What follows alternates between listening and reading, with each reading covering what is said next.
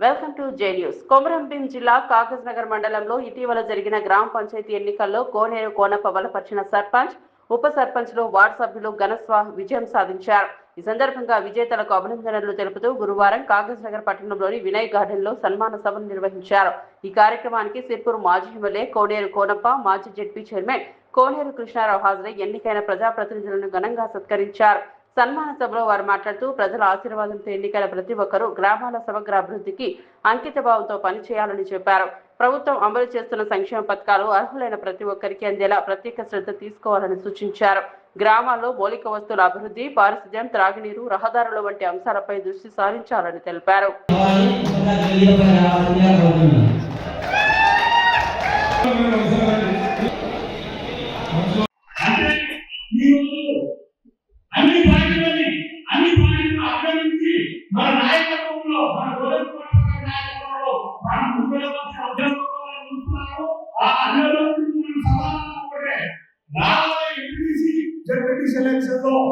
పూర్తి స్థాయిలో మనందరూ కష్టపడి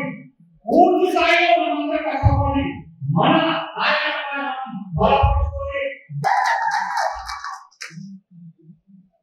అందరికీ జైలు ముఖ్యంగా ధన్యవాదాలు.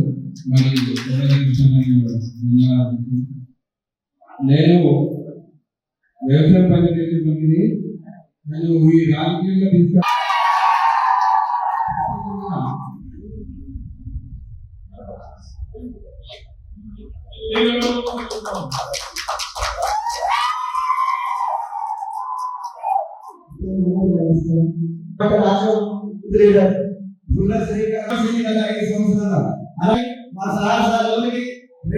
తీసుకు వాళ్ళ గురించి చెప్పి